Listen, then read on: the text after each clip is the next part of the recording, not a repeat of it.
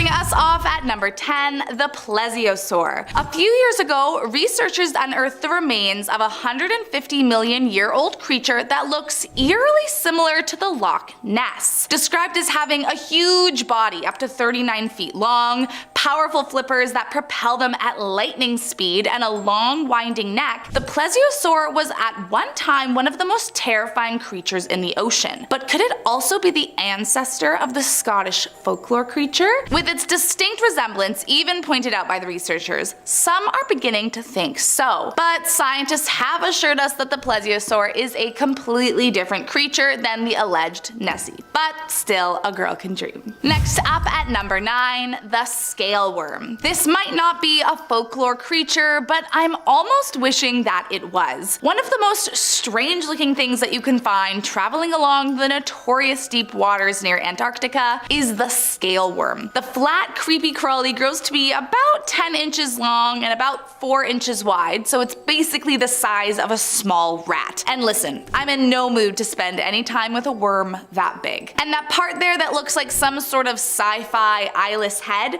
well, that's actually a retractable mouthpiece that can be turned inside out and then folded back into its body. Once it's ready to eat, it simply unrolls the mouth bit from inside its body and then goes forth ripping its prey into shreds with its razor sharp teeth. Not enough have been discovered yet to know what the population is like, and while I obviously hope that they're doing well as a species, I never want to be in a room with one alone. Coming in at number 8, animal remains. There are a lot of things I might expect to find at the bottom of a treacherous passage. Abandoned ships, preserved bones from dead bodies, but fossilized animal remains might be some of the most creepy I could think of. Believed to be over 250 million years old, scientists think that they've found a distant relative of mammals deep at the bottom of the ocean. Due to the insanely low temperatures, the remains were kept in pristine condition, allowing for in-depth research to be done on the creature. Although they aren't sure just what it is yet, it's about the size of a cat and they think it laid eggs. Let's just hope it's not some haunted creature looking to wreak havoc on the first to find it. Coming in at number 7, a giant egg. During the dinosaurs' times, what we now call Antarctica was home to many terrifying sea creatures, one of which was a 13-foot reptilian giant called a mosasaur. A few years ago in 2020, scientists discovered a 68 million year old football-sized egg that they believe to have been from the mosasaur creature. If they are correct, it would be the only egg from that species on record, but it still remains the only known fossilized egg ever found near Antarctica waters. Although it's an exciting discovery to many researchers, there are some people that believe the waters in those parts are extremely cursed from the plethora of spirits who remain, and believe that all that is found should be left alone. Next up at number 6, a giant squid. Back in 2007, a crew of New Zealand fishermen sailing to Antarctica unearthed something that nearly sent them sailing back to the shore. One minute they're minding their business fishing for Patagonian toothfish, and the next they notice something strange in the water beside them trying to eat one of the hooked on fish. So they start to pull up, eager to catch whatever deep sea creature had its claws on their fish, and suddenly they realize what it was. A real live kraken. The 990-pound colossal squid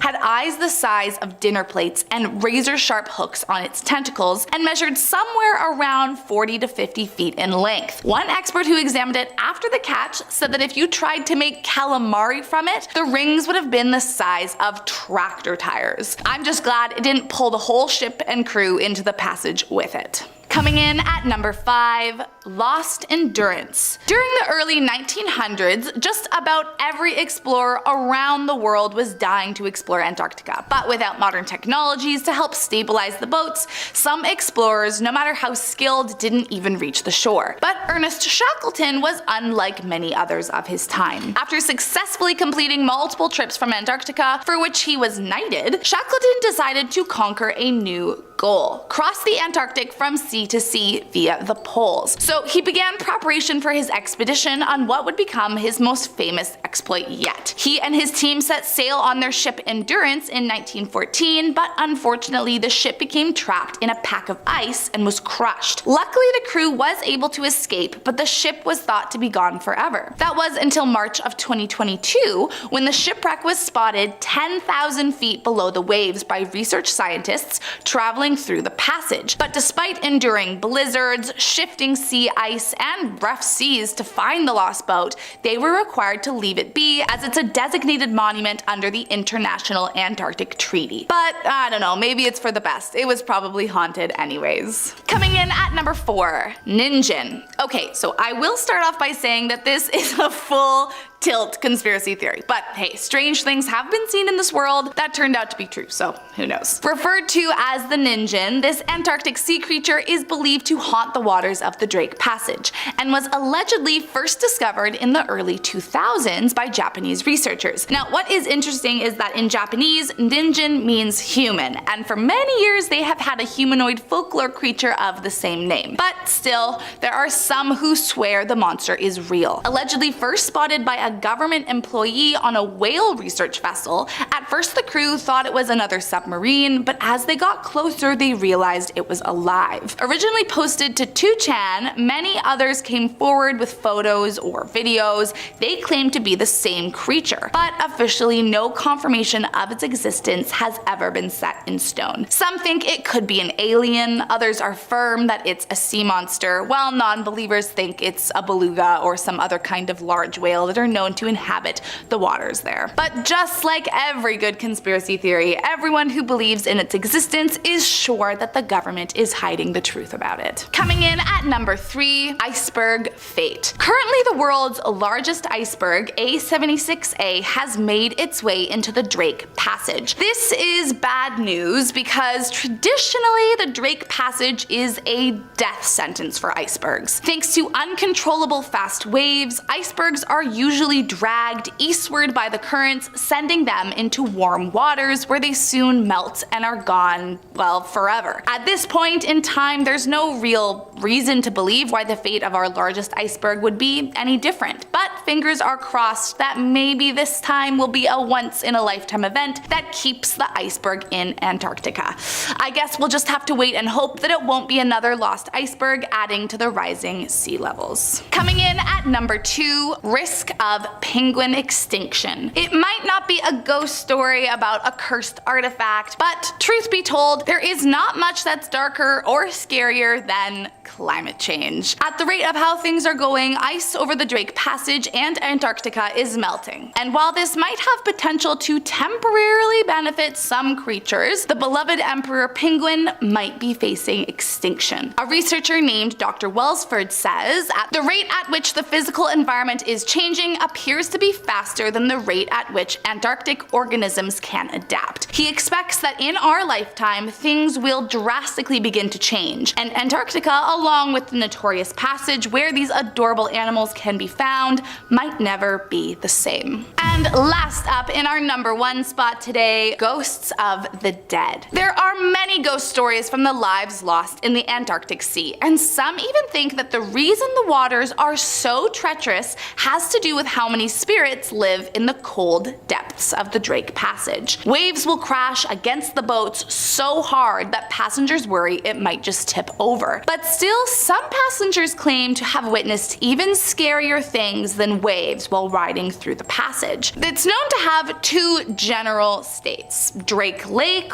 or Drake Shake, and you never know what kind of day you'll have on board. But both are sure to bring forward ghostly encounters. On lake days, ghosts of the lost souls can be seen roaming around the deck, enjoying the calm sea, perhaps looking for their lost loved ones. But on shake days is when the spirits come out with a of vengeance. Some claim they've seen apparitions of the terrifying spirits in the water as it crashes up against the windows, and some say they hear strange noises and see lights flickering that they have never been able to explain. At number 10, we have an octopus nursery. 8-legged alien-looking things with suction cups all over their arms and beaks for mouths. Octopus are creepy-looking things, and to top it all off, they can camouflage like a Navy SEAL, and they are super smart. If these are the kind of things that make your skin crawl, then just running into one of these guys would probably freak you out. Well, on the underwater expedition at the Davidson Seamount, there was a rather shocking discovery. They had a remote probe that was on the ocean floor around 10,000 feet, and they came across which seemed to be an octopus that was next to not just one, not just two, but a group of 1,000 octopuses in a nursery. They were all there laying their eggs and using the heat from the volcanic vent to keep them warm. I would hate to be the guy who accidentally steps into that crack and then gets devoured by thousands of sticky arms. But if you're at 10,000 feet underwater, you probably are already screwed. At number 9, we have the Siberian lake monster.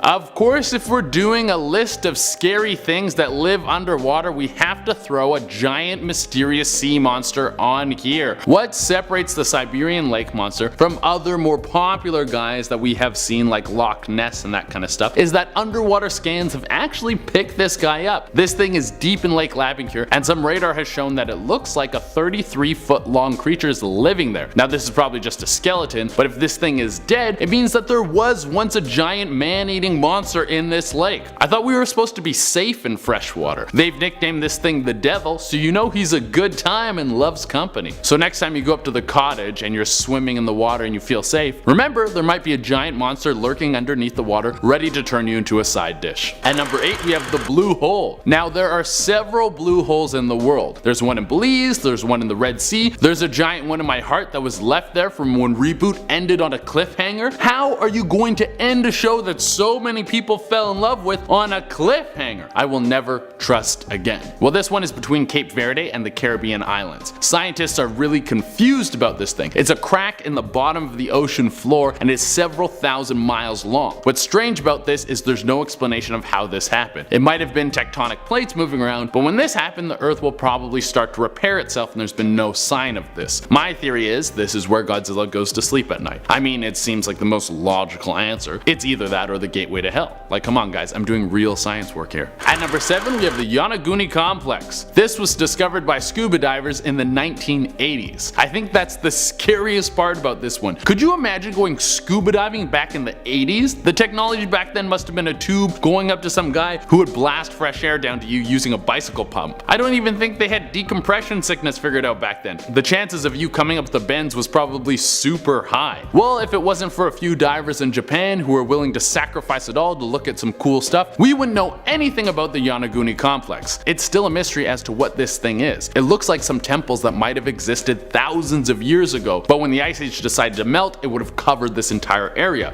This could be why an entire civilization got plunged underwater. Or the temple could have been on a cliff, and then when a massive earthquake hit, it knocked the temple into the water. But like everything in life, there are some haters who say this whole thing is just a natural rock formation. Some people just want to ruin everything. At number 6, we have Anacorra Sista Twista. One of the reasons why the underwater world is such a mystery is because we find things like this in there. Sure, there are beautiful things down there like bright fish and chubby marine mammals, but there's also the unknown, unidentified organisms like Anacorra Sista Twista, which should be the name of an 80s hair metal band. But what is this thing? Well, it's a protist. And what is a protist, you may ask? Well, it's an organism that doesn't belong to any animal group, fungus, or plant group. What does that mean? I really have no idea, you guys. I think it means it could be an alien. Some alien came down to Earth for a swim and then scraped its knee on some coral, and now we have alien creatures running around the ocean, probably waiting for you to pee so it can swim up your pee hole and then work its way into your brain. It's really the only logical answer. At number 5, we have the Bimini Road. How How were the pyramids made? Was it aliens coming down to share their technology and secrets with us? Or was it just thousands upon thousands of slaves who sacrificed their lives and their spines to build them?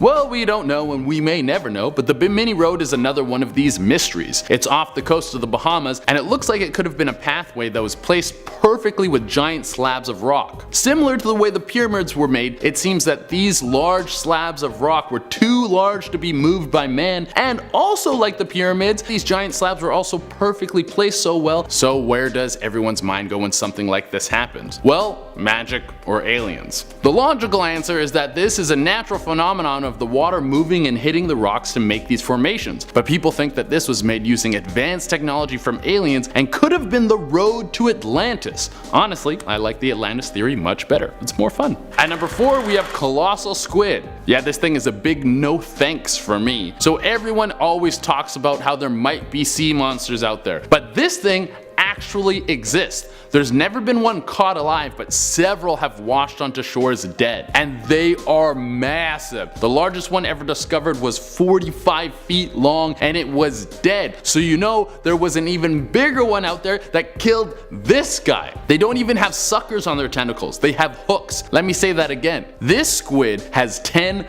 giant arms covered in hooks. This thing is straight out of a horror movie. Scientists aren't even sure what something this big eats. They think it probably feeds on whales or your deepest darkest fears. I wouldn't be surprised if the colossal squid works part-time as a gatekeeper for hell. It makes me think that the old Greek stories about the Kraken might have been real. At number 3, we have underwater circles. Giant formations of circles that are formed underwater and nobody knows how they got there. These mysteries were discovered off the coast of North Carolina, Florida, and Belize. Now what are they? Like many things on this list, myself and the entire scientific community have no idea. But here are some theories. Maybe they were formed naturally by either two things, water currents or some sort of animal mating ritual. Another idea is that these things were made by ancient civilizations before the Ice Age. All these things would have been above ground and might have been art left over by some old-timey tribes. And the third theory is that they look kind of like a bullseye, so it might be some sort of nuclear missile target, and if you hit it hard enough, the explosion will cause some sort of major natural disaster like an earthquake or tsunami, or if we're lucky, both. At number 2, we have Megalodon. If you have a fear of sharks, you're gonna love this one. Megalodon was a prehistoric shark that was even bigger than the giant hooked tentacle beast that was earlier on this list. If you've already forgotten about the colossal squid, it clocked in at around 45 feet long, where Megalodon was closer to 60 feet long. It was a 60-foot shark that could probably rip a blue whale in half in one bite. Well, maybe not that, but it was still a gargantuan creature with teeth the size of Brock Lesnar's fists. This thing wouldn't even chew you, it would just swallow you whole and then fart your skeleton out into the dark cold ocean. At number 1 on our list, we have Giant Eyeball. A mysterious giant eyeball washed onto the shore of a Florida beach back in October of 2012. I don't know any other kind of giant eyeball other than a mysterious one. There's no super common regular giant eyeball just lying around. But this is also Florida. This is the state where people smoke crack at weddings and kiss alligators on the lips, so maybe it's a little more common over there. Well, this giant eyeball was found by Gino Cavacci, and he didn't know what the hell to make of it, so he took it home and then stuck it in his freezer. Then he called the cops, and the cops came in and told him, "We don't do giant eyeballs on the beach. You have to call the wildlife people." And then he called the wildlife people, and they were like, "What the hell is that?" And he was like, "I don't know. I brought it to you guys to try and figure out what it is." And then some people were like, "Maybe it's a sea monster," and other people were like, "No, it's probably from a marlin." And I think in the end, no one really knew what the hell it was. But just so you know, there's giant eyeballs out there just laying around the beach sometimes. Number 10. Yellow Brick Road. Deep sea divers may have found the road to Atlantis this year. Yeah, this is a good one. May 2022, this bizarre path was spotted in the Pacific Ocean after an exploration vessel, Nautilus, caught the rocky formation next to Hawaii. The exploration team said in a recent interview with WeOn News that our corps of exploration have witnessed incredible and unique fascinating geological formations while diving on the Lili-Ukulani Ridge. The 90-degree fractures are most likely the result of eruptions from long ago. But volcanic activity, it's not a yellow brick road after all, but it is cool to look at. This area of the ocean is the largest fully protected conservation area in the world, and this explains why. Literally, there's Wizard of Oz stuff happening below. No one wants to tell us anything. Covering more than 580,000 square miles. So far, we've only discovered 3% of the seafloor, so I'm sure there's many more discoveries coming our way. Number 9. Norfolk's Royal Shipwreck. Okay, so this initial discovery happened way back in 2007, believe it or not, but it was a secret until recently. Now I'm here to tell you all the tea. On May 6th in 1682, a ship called the Gloucester got stuck in a sandbank off the coast of Norfolk, and then an hour later, she sank. Now one of these passengers was the future King James II of England. He escaped in a small boat, thankfully. Quick decision that literally changed the course of history. These two diving brothers found the ship back in 2007, but now it's official, now it's confirmed, so now we can talk about it. Just last month, it was officially announced. This was the lost ship indeed. Maritime expert Claire Jowett calls this recent discovery the single most significant historic maritime discovery since the raising of the Mary Rose. Number 8. Crusader Sword. Me personally, I'm a shell guy. Love the shells, maybe rocks every now and then. I see a nice shell, I'm going for it, okay? I don't care who's living in there. I gotta listen. Sounds of the sea. But a sword that once belonged to a crusader knight? I mean, sure, that's fun too. Shells, swords, they're both good. An Israeli scuba diver, not even that far experienced, ended up stumbling across one of the coolest discoveries back in 2021. Shlomi Katzin was diving off the Carmel coast in Israel, and as well as a badass sword, the diver also found anchors, ancient stones, pottery fragments, all from around 900 years ago. See, me myself, I wouldn't even notice this. It's covered in barnacles. It doesn't even look like a sword, other than the shape. Maybe the odd shape of a sword, that's it. That's a great find. No submerged curses, no Mayan ruins, just a nice cool sword. We love that. Number 7. The Great Lakes Griffin. Back in 2018 in Lake Michigan, diver Steve Libert found what he believed was the holy grail of Great Lakes shipwrecks. The Griffin sank back in 1679. Divers have been searching for this beauty for years and years. Now, as a kid, Steve Libert was talking about the shipwreck when his history teacher stopped and said, "Hey, who knows? Maybe one of you will find the Griffin." Imagine that. Your grade 8 teacher tells you that somebody might find a ship, and that somebody ended up being you. Fascinating. So at 67 years old, he discovered the wreck. It was 2018, but his research began 40 years prior. It's a long time coming. Libert began diving in 1981. Took a very long time to track this one down. So if you're in any Great Lakes, keep your eyes open for, 50-foot long ships from the late 1600s. Number 6. Magnificent Alien. Okay, tinfoil hats, put them on, folks. Now's the time. In a list of deep sea discoveries, how don't I talk about this little guy? While the rest of the world was in panic mode, a new sea sponge was discovered back in 2020. It was named Advena magnifica, which translates to magnificent alien. Yeah, this sponge literally gets its name because it looks like ET. And to be fair, it looks like an alien. It looks like a literal extraterrestrial. An ROV found this sample over 6,000 feet deep in the Pacific Ocean. They found it in what they called a forest of weird, which is a cool nickname, I guess. Christiana Costello Branco, the researcher who found this deep sea squishy, explains the discovery in an NOAA interview, saying that all these organisms are intricately connected. By documenting and describing marine diversity, we are building a better understanding of life and the impact of humans on Earth. In this case, in the ocean. End quote. This little guy could be the key to humanity's survival. I feel it. He looks confident, doesn't he? He looks like he knows what's up. Number 5. Comb stars. Ocean life is by far the scariest thing out there. We have no idea what lies in our oceans, and that scares the shit out of me, honestly. We discover some crazy fish every single year. Deep sea fish with bioluminescence are for sure aliens, while others are just natural predators that we haven't seen yet. Like the comb star, for example, which is a starfish that contains tetrodotoxin. Tetrodotoxin is a deadly neurotoxin that can cause paralysis almost instantly. Per every gram of comb star flesh, there's enough toxins to take out 500 mice. And before you ask, no, we don't have an antidote yet. So avoid all the oceans, please. Number 4. Toxic waste. We mentioned in this list a 900-year-old crusader sword. That was a good time, but not all discoveries are the most amazing, okay? Many deep sea ROV trips are not ideal. We don't want to discover what's going on down there. We don't want to know. We don't always find a mammoth tusk or a glow-in-the-dark shark. Sometimes we find this. Sometimes we find barrels of waste. This dump site here was discovered off the coast of LA, 3,000 feet deep. ROVs found around 27,000 barrels of toxic waste. Yeah, the 2021 discovery was deemed staggering. I'll definitely agree with that one. You can literally see this aura of toxic waste coming from all these spots. It's brutal. This is horrible. No fish in sight. Wonder why. Number 3.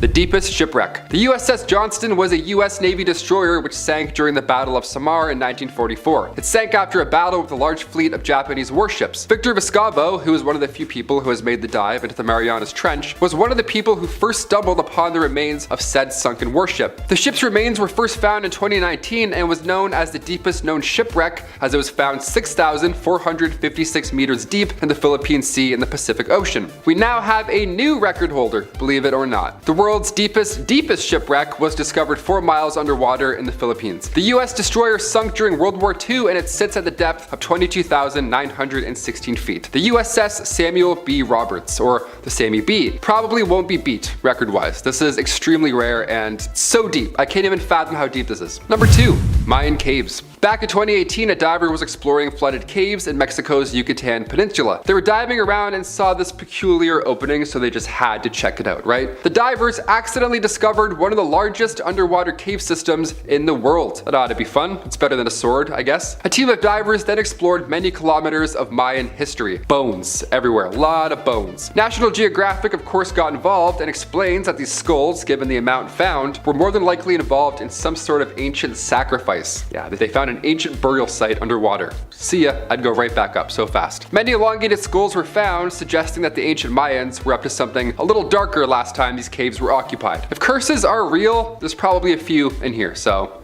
avoid them. And finally, number 1, a cursed tablet. Well, I'll just list off with a super recent discovery. It's small, but it is mighty. This tablet here was discovered and it comes in at just 2 centimeters by 2 centimeters. Very small. Discovered in 2022 in the West Bank, this artifact has historians scratching their heads because it's a couple hundred years older than any Hebrew text previously. It predates the Dead Sea Scrolls by 1,350 years. These ancient letters, once translated, mean to call on to anybody who breaks this curse. There's around 40 proto-alphabetic letters, early Hebrew writing, all folded onto this tiny little lead tablet. Also, the fact that this small tablet mentions the curse of Yahweh is pretty alarming. The sediment comes from excavations done in the 80s on Mount Ebal, so many believe that this is from the ancient stone structure Joshua's altar, which would make sense. The tablet was dated to around 1200 BC, and the chemical isotopes in the tablet suggest that it's from mountainous ranges in Greece, or possibly from the Mountain of Curse. Yeah, the Mountain of Curse, that's a hard pass for me. That's worse than Death Mountain in Zelda. I'm out. Starting us off at number 10 is a plastic bag. That's right, folks, even the deepest spot on Earth isn't free of man's worst creation ever.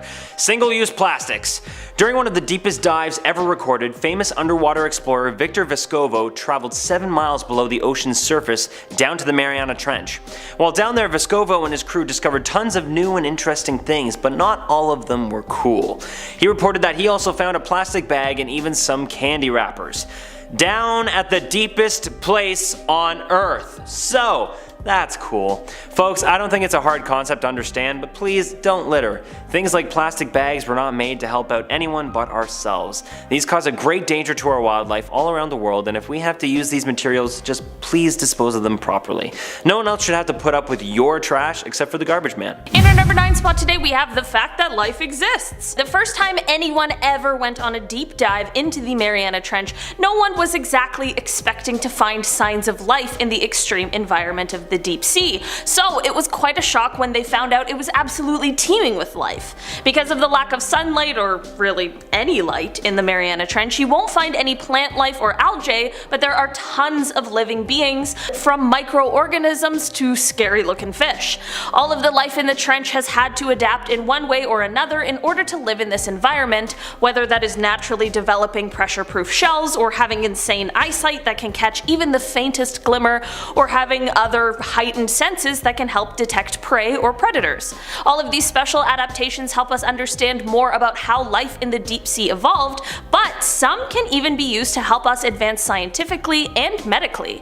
It is no small feat to head down to the Mariana Trench, but the more we can discover down there, the better. At number 8, we have Jupiter-like microbes. Say what? Back in 2012, during the Deep Sea Challenge expedition, researchers found these fuzzy mats of bacteria clinging to the rocks at the bottom of the trench. Usually one of the first things scientists look for in the harshest places on Earth are any signs of life possible. It helps them understand how life can be possible in parts of the world or even the universe that don't operate like Earth's habitable places. When scientists explored the Serena deep part of the trench with a robotic lander, they found evidence of a thriving microbial community down and around the deep sea rocks. These microbes appear to feed off of the chemicals produced with the sea when the sea floor rocks react with the water. Because they don't rely on the falling of the marine snow, it raises questions and possible hypotheses for scientists that maybe this is how some life forms exist in the farthest reach of our universe, such as Jupiter and Saturn's moons. In our number 7 spot today, we have the Daikoku Seamount. This seamount is located within the Mariana Arc and was fairly recently found to be hydrothermally active. So basically, it is a functioning underwater volcano, which is super cool. That is not even the cool and unexpected discovery discovery I want to talk about today. During the submarine Ring of Fire expedition in 2006, it was realized that this seamount happens to also feature a pool of liquid sulfur. That might not seem like the most amazing thing, but it is definitely very cool. Firstly, the way it looks is absolutely insane because it has gases rising off of it which appear as smoke, but like smoke underwater. I don't know the science behind it, but all I know is that it looks like nothing I've ever seen before. The next reason why this is super cool is because of the fact that this is almost never seen here on Earth, and the only other time we found a comparable pool of sulfur to this one has been on Jupiter's moon Io. At number 6, we have the Mariana snailfish. At 8,143 meters below the surface, scientists discovered a new kind of fish they call the Mariana snailfish. This is a white translucent fish that has broad wing-like fins and an eel-like tail and slowly glides near the bottom of the ocean floor. You can also see its liver from the outside of its body. Ew. While this is the deepest they have ever found an actual fish, researchers don't believe there is much more swimming below that. The amount of pressure is so high that they don't believe any fish is chemically able to withstand the destabilizing effects of its proteins at the depth. So the Mariana snailfish may just be the deepest dwelling fish on the entire planet, which I'm sure we are all hoping for some large, weird, space-looking like deep sea monster, but for now we will just have to settle for a snailfish. It's okay, little guy, I still love ya. In our number 5 spot today, we have human mercury pollution. It was once believed that methyl mercury was mostly produced in the top few hundred meters of the ocean, which would have limited the mercury bioaccumulation because it was thought that the fish who make their home in the deep sea would have a very limited opportunity to ingest the methyl mercury. But a recent discovery has shown that this is just not true. According to 2 separate studies which were presented at the Goldschmidt Geochemistry Conference, there is clear evidence of the presence of both man-made and natural methyl mercury, which is quite toxic. This means that since this is spreading to the absolute depths of the Mariana Trench, the pollution is turning out to be much more widespread than what was once thought. They know that it is coming from the mercury in the upper ocean because of some sort of isotope evidence. The reason this discovery is important is because when mercury reaches the depths of the sea, it is turned into methyl mercury, the super toxic one, by tiny microbes. From there it gets eaten by small crustaceans, who then get eaten by fish, who then get eaten by bigger fish, and so on and so forth, and then it gets into our food web, which is dangerous for both humans and animals. It is unclear exactly what is going to happen with this information, but I guess it's good to have the whole picture in order to make the best, most educated decisions. At number 4, we have Urethines plasticus. As we learned earlier, the Mariana Trench has not gone untouched by plastics. Well, back in 2014, scientists discovered a new species at 6,900 meters below, and the tiny crustacean was found to already have ingested some of Earth's plastic. Therefore, they gave it the name Urethines plasticus. With the support of the World Wildlife Foundation in analyzing the newly discovered species, scientists found a 6.5mm large piece of large microfiber made up of 80% PET in its body.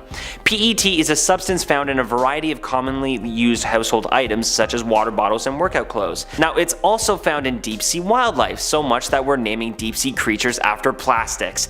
This one is alarming because in the deepest parts of our planet that we know the least about, even less than space, we're still finding humans making their mark before humans even get there themselves. Yikes. Let's hope we don't have to start naming species Rubberus americanus or even Coca-Cola soft drinkus. In our number 3 spot today, we have ocean sediment. Okay, there's sediment in all of our oceans, so this one definitely doesn't seem like it should be on this list, but the Mariana Trench sediment is unique because of its extreme depth. While there are of course large fish who eat other fish, what do the small fish and living creatures who don't eat other fish eat? Since there's no plants, that is why researchers collected samples of the sediment that lays on the floor of the Mariana Trench, to see what it is made out of, to see what the heck these guys are eating. As it turns out, if the organisms aren't eating chemicals, they're eating the leftovers from the fish that live closer to the surface of the ocean. These leftovers float down to the deepest, darkest parts of the ocean, which is referred to as sea snow, and that is what becomes the meal for the smallest creatures living in the trench. kind of gross when you think about it, but I'm happy for them. Coming in at number 2, we have scalding hot water. That's right, just like Katy Perry, the Marianas Trench is hot and cold. At the deepest spot on Earth where basically no sunlight can get through, you would expect that the water was extremely cold, right? Wrong. Well, okay, maybe kind of right. The water usually stays between 34 to 39 degrees Fahrenheit, but also wrong. The water at the bottom of the Mariana Trench can also get scalding hot. At the bottom of the Mariana Trench, there are many different hydrothermal vents, and the water that erupts out of these vents can reach temperatures of 700 degrees Fahrenheit, which is enough to scald anyone swimming down there. But fortunately, the pressure is way too high for anyone to actually swim down there, so that won't be happening anytime soon. That being said, for those that decide to dive deep down there, make sure that the deep sea sub you're in is not only pressurized, but also has an AC, because you don't want to cook like a boiled lobster. In our number 1 spot today, we have giant amphipods. I will never not be fascinated by these things, so here we are again with more giant amphipod facts. Amphipods are little crustaceans that can be found in most waters on Earth, and they're kinda like shrimp. The Mariana Trench variety are absolutely shocking compared to the amphipods we are used to, and that is because they are like the Shaquille O'Neal of shrimps. They're huge! These guys can be found 35,797 feet or 10,911 meters deep in the trench, and while most amphipods are like 2 to 3 centimeters or about an inch long, these guys are a whopping 34 centimeters or just over 13 inches long. Like, what? A scientist explained that the discovery is a bit like finding a foot-long cockroach, and I have to say that the surprise may be the same, but I would rather find a huge shrimp than a huge cockroach any day. Before the discovery of these guys, researchers didn't even know that amphipods could grow this large, so it's safe to say that they certainly were not expecting this discovery. Kicking off the list at number 10, let's dive in. Barracuda. Exploring the deep is dangerous if you're a diver, of course, not because of the deadly ocean life surrounding your every direction, but because if you come up too quickly, major health problems will follow. But if not that, probably a deadly barracuda, equally as scary. This deep discovery was made by user Arira95. I'm pulling real events for this one from real deep sea divers. We're going to the real content for this one, so buckle up. One time when my parents visited Mexico, they went diving and my mom was slightly lower than my dad looking at the ocean floor. My mom had on a gold necklace that was floating in the water around her, and it was a sunny day and a fairly shallow dive at this point, so it was sparkling. My mom looked below at all the critters when my dad grabbed her and started frantically shaking her arm to get her attention. I'm sweating reading this. She looked up and a barracuda was directly in front of her, staring intently at that shiny necklace. She slowly moved up her hand to cover the necklace, and they slowly and calmly moved away from it, and it took off without bothering them anymore. But still pretty unsettling, and taught my mom to be a little more aware of her surroundings when she's diving. I mean, fair, but I mean, no one expects a barracuda. Also, if your mom wants to dive with chains on, that's pretty sick. You won't catch her slacking. Even in the depths of the sea, she's like, I'm ready. I don't care who shows up. I don't care who I bump into. Water shoes and bling. Check and check. Let's go diving. Number 9, venomous sea snakes. Last year in the deep waters off Australia's coast, of course it's Australia, always Australia, a sea snake that was once thought to be extinct has been rediscovered. How fun. He's like, psych, you thought. Just when you thought the ocean couldn't get even more dangerous, now we got new sea snakes to worry about. The short-nosed sea snake hasn't been seen in 23 years, and they would often live near Ashmore Reef, but last year, divers found one 67 meters below the surface in the twilight zone, which is pretty wild. Just lurking in the dark, just hanging out, meditating. The Australian Institute of Marine Science is responsible for this discovery, and the team calls this a second chance to protect and further understand the species. And an up-close personal encounter is brought to life from this diver. Apparently, this happens from time to time before major storms. Snakes can sense an oncoming storm, so what they try and do is latch onto something heading in the direction towards shore, so they don't have to burn energy and they can just grab onto like a barrel or something and then just, make its way there. Pretty smart. So this diver was exploring, nothing was going crazy or anything like that, and then he felt a snake wrap onto his leg because he felt a storm was coming in. The diver didn't even know that a storm was coming. The snake did, and he wrapped its snake self around his leg. As soon as I was in the shallows, it uncurled and headed up the beach where it hid under a breadfruit tree. That was from a diver named Specialist Celery. Great name, also terrifying experience. I don't like snakes in water or on land. Next, number 8. Surprise tiger shark. Yeah, not something you want to see diving in the deep. A tiger shark. A glowing shark, left shark, I don't care. I want none of the shark smoke. This deep sea discovery comes from user Stormcutter sick name, a little bit better of a diver name. They say, I know a guy who was out diving for crayfish and lobster by the ocean. Also, the I know a guy trick, it was totally you, don't lie to us. Crayfish often hide under the rocks, so as he was diving, a tiger shark emerged from a cave and rammed him, breaking his arm and ribs. This guy got shucked by a shark, that's insane. He said the shark was testing him out. Yeah, I'd say. That's pretty sweet, man. I'm glad you survived, honestly. I bet you couldn't wait to tell people what happened. You're like, oh, my ribs? Yeah, I got sideswiped by a tiger shark. Yeah, he's feeling testy, you know how tiger sharks do.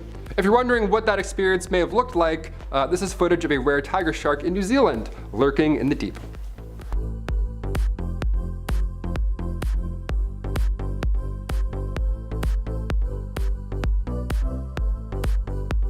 Number 7, Humpback Mama. This deep dive happened about a year ago. A diver named Sidetrack38, that's their username, not their legal name, although that would be pretty sweet.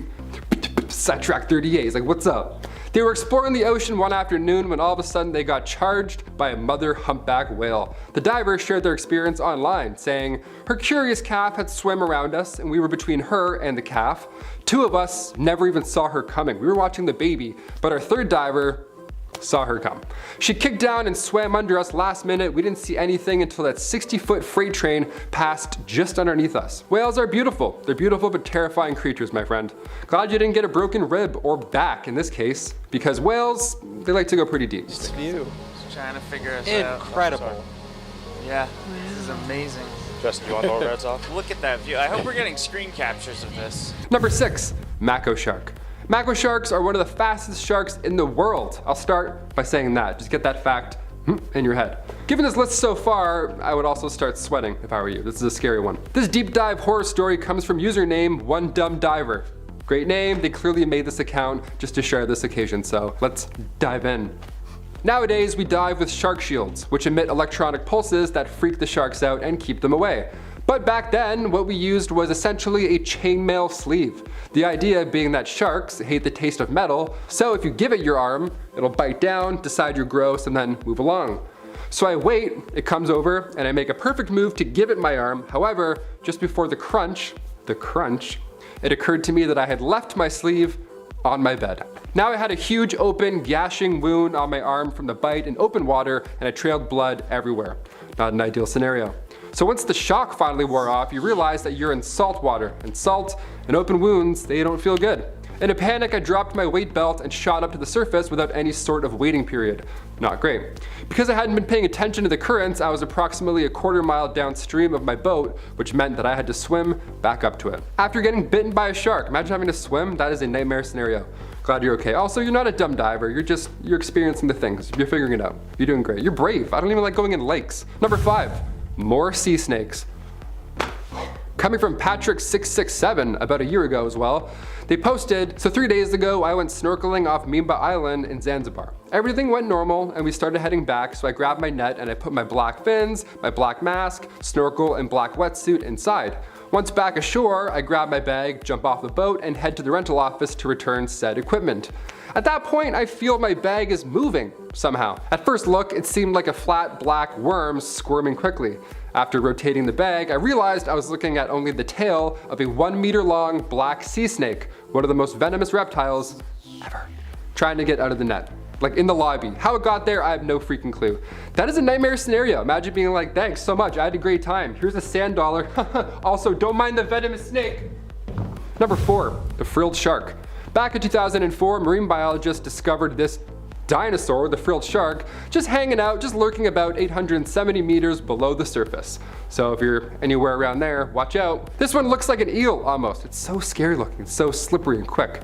Frilled sharks can grow up to 7 feet long and they fight in the dark. They don't need to see to attack you, which is pretty terrifying considering all these deep dive stories are all in the pitch black. So unless you're a deep diver, you're not really gonna run into the frilled shark. Have you ever dealt with one of these? Are you a diver? Are you watching this because you're a diver? Please comment down below if you are. Comment some of your personal experiences. These were a nightmare to read. I couldn't even finish half of them. Everything is so dangerous and so fast underwater. Number 3, snapping shrimp. This little guy can literally create a sonic boom as it attacks you. That's how fast it is. You won't see him coming, and neither did this diver. Here's a clip of a mantis shrimp punching through a diver's gear. Yeah, right through their water shoes. Bam!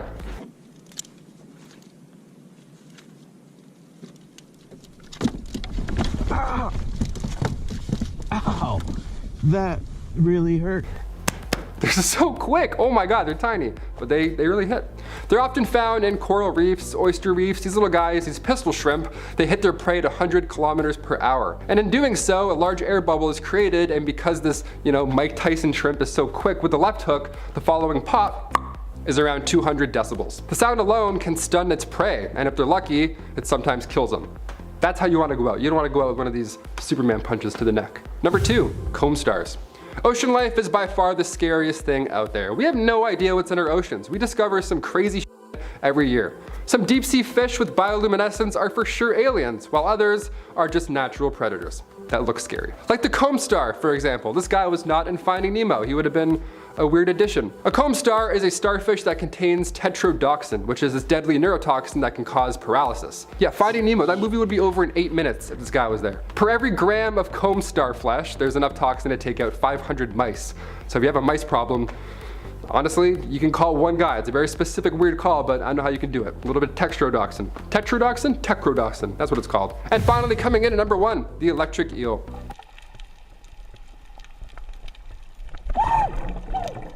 Awesome, that's the worst thing I've ever seen. Great. The moray eel, first of all, don't do what he just did. Don't go up to a random eel and start rubbing it like it's a genie lamp. That's not smart. It's not a Great Dane. You don't want to do that. That was the moray eel. That one can bite your fingers off in like 2 seconds. But you should never touch an eel in the first place because a lot of them are electric. Yeah, just like that MGMT song that's now stuck in our heads. As its name suggests, there's types of eels that can mess you up even if you were to get the first hit. Specifically, the newly discovered 2.5 meter Electrophorus volti, appropriately named after Alessandro Volta, aka the guy who invented the battery. This eel can release a shock up to 860 volts, which is more than 7 times the voltage of a wall plug.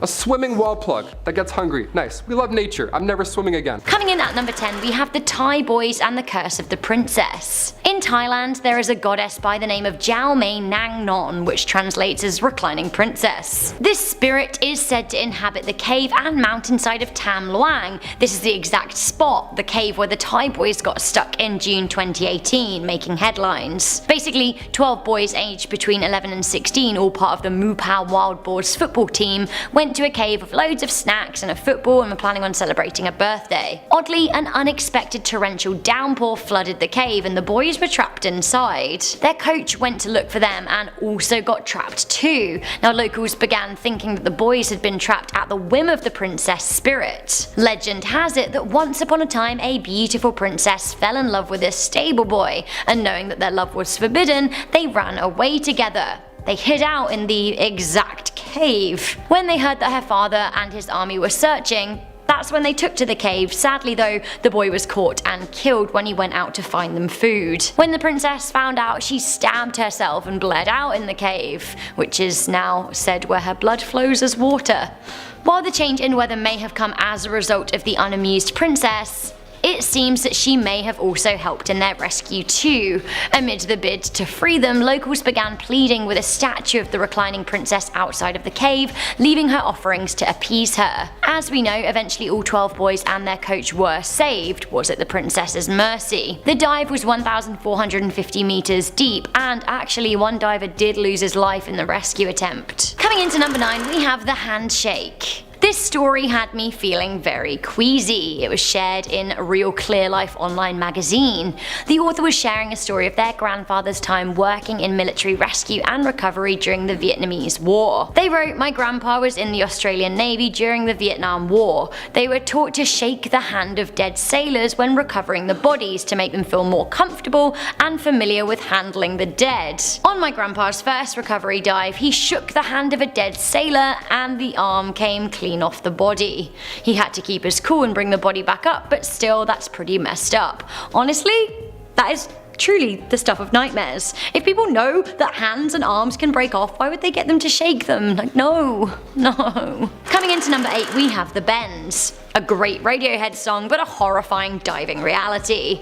The bends are a very real and very terrifying part of diving. Diving down to deep ocean depths puts incredible pressure on the body, and if you resurface too quickly, you can get decompression sickness, also known as the bends. Now this can, in worst case scenarios, lead to paralysis and death. It is a tale as old as time with divers, and even now experienced people, professionals, are still dying. All it takes is some bad calculations. In 2009, a National Geographic diver was photographing a shipwreck in Greece. Now some say he contracted the bends as part of a ghoulish curse. The ship that he was photographing was the Titanic sister ship, the Britannic, which sank in 1916 after hitting a mine. 30 people died.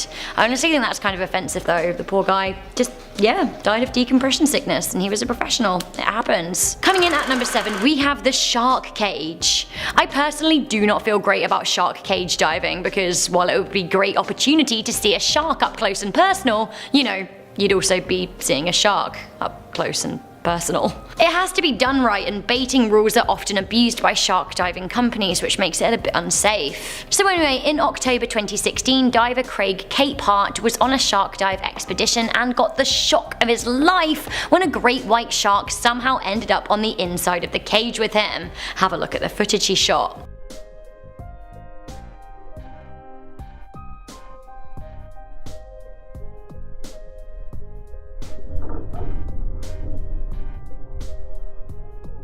Holy mackerel, that is one big mackerel. Or shark. They're all fish, right? I actually think that the shark here is kind of cute. He's like, boop, bloop, bloop, bloop, what you doing, what you seeing? He probably doesn't understand, and he just wants to know what was going on and what the people in the cage were freaking out about. But then I remember that, actually, he's a shark and he literally probably wanted to eat them. Let's watch that clip again, shall we?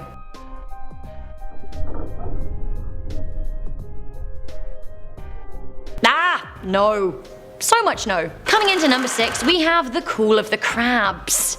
There are some truly horrifying deep diving stories on Reddit, and this one made me feel kind of ill. Responding to a Reddit AMA asking divers to share underwater stories that scared the hell out of them, Team Pterodactyl shared a horrifying visual memory. They were diving off the coast of Florence in Oregon, a spot where a surfer had gone missing just a few days before. They shared their story saying, "I was diving with some friends and we found a body on the ocean floor in the creepiest condition possible." They go on to share what condition that was. They said he was the surfer who'd gone missing a few days prior. He wore a wetsuit with his legs, arms and head exposed. Crabs had eaten the flesh from his exposed bits, so basically he was a torso with a skull and skeletal limbs. Ugh, holy crabs, man. Arthropods, they're just trying to get by, but ugh. I honestly don't think I would recover from seeing that. Coming in at number 5, we have the Mystery Man. So the same Redditor as above shared another scary diving story, and I'm not sure which worries me more. This next story is about a 1 AM mystery diver who appeared from nowhere. They wrote, "The creepiest dive of my life, 2 buddies of mine and I were on a night dive in the Puget Sound hunting prawns. It was around 1 AM and we were a good 100 feet deep, the pitchiest black you could imagine. We used to do this thing on night dives where we would get in a circle and turn off our lights, then stare up the water and watch the bioluminescence float around us like floating stars in watery black space. Beautiful. Only this time we turned off our lights, stirred up the water, and the water glows just enough to reveal a 4th person sitting in our circle. Oh my god, hello unexpected guest, I really don't like where this story is going." They continue by saying, "We were at a dive resort so it wasn't so odd to see another diver, only it was 1 AM, we'd seen no one else prepping a dive on the dock. He was also alone, which is odd considering the dangerous conditions of a night dive in those waters, and he had on no fins and no gloves. I don't know how he swam so well without fins and didn't get hypothermia without boots or gloves. We wore dry suits because it was so cold, but this dude was in a wetsuit with exposed skin, and we thought we saw a giant gash in one of his legs." The story continues. They say, "So the 3 of us all noticed him and we were too scared to move. I could hear my buddies panting in their regs and the guy just smiled and waved and then swam away. Honestly, sometimes people are the scariest water beasties of them all." Coming into number 4, I want you to understand how deep it really gets. Okay, so for some mid-list context, I want to show you how deep the ocean really is. It is an utter horror show. Like I said at the start of the video, we've only explored around 5% of the ocean, so to illustrate how scary it is, I want you to have a look at this from BuzzFeed. Now I'm gonna screen record this scroll-a-thon. Okay, so up here is what we see and know of the ocean. Here's the free diving world record just below. But But then we get deeper, then we lose light, things get spooky, we say goodbye to mammals. Then at 6,000 meters, things get pretty worrying. Ah, a ghoul, no. Then even further down at 11,000 meters, we get the deepest point of the ocean. Reject, decline, no thank you, I am a landlubber forever. Or like a landlubber that likes paddling in the ocean, just like a bit. In the shark-free part though. Oh. Coming in at number 3, we have the underwater ghost. Is this a picture of the first ever underwater ghost caught on camera? Well, it doesn't look like much, but let me tell you the story. This image was taken by paranormal divers. Yes, paranormal divers, because if you believe in ghosts, why wouldn't they also exist in the sea? The dive took place in a flooded underground cavern 130 feet down, and when the team were investigating, they heard screams coming from the black water. They snapped their cameras and this is what they found. One of the dive team said, "We panned deeply and shot the black water, and the sound of this screaming voice was at the exact site of a diver death." What? They continued by saying, to our knowledge, this is the first underwater ghost photo ever taken. I don't know guys, what do you think? Coming in at number 2, we have the shoes. So I recently did a video on our sister channel Life's Biggest Questions called Where Did the Bodies from the Titanic Go? And I learned a lot of really interesting things, but also a bunch of really sad things. The first time the Titanic wreck was explored by divers was in 1986. Movie director James Cameron made a handful of trips to the wreck when researching and filming the Titanic movie in the 90s. You would imagine that deep divers would have seen some pretty macabre stuff, right?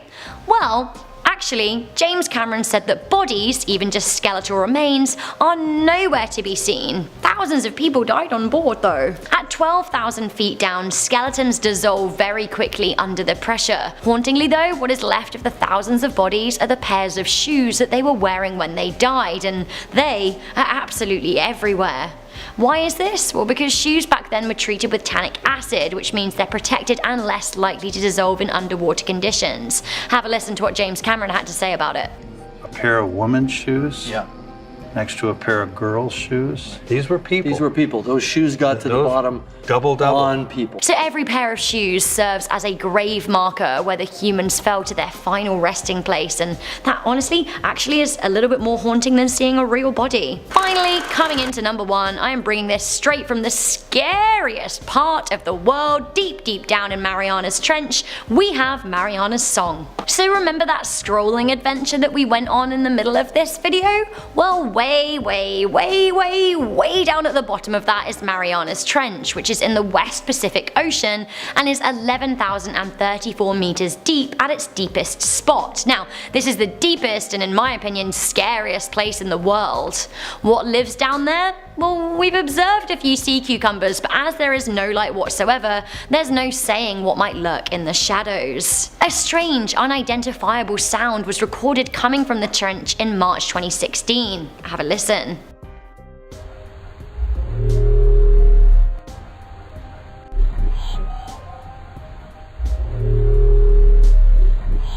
The low part is a baleen wail that sounds at 38 Hz, but the high-pitched sound is unknown. It's a whopping 8,000 Hz. What is it? Well, actually, marine biologists and scientists do not know, and it gives me the heebie-jeebies. Wanna listen again?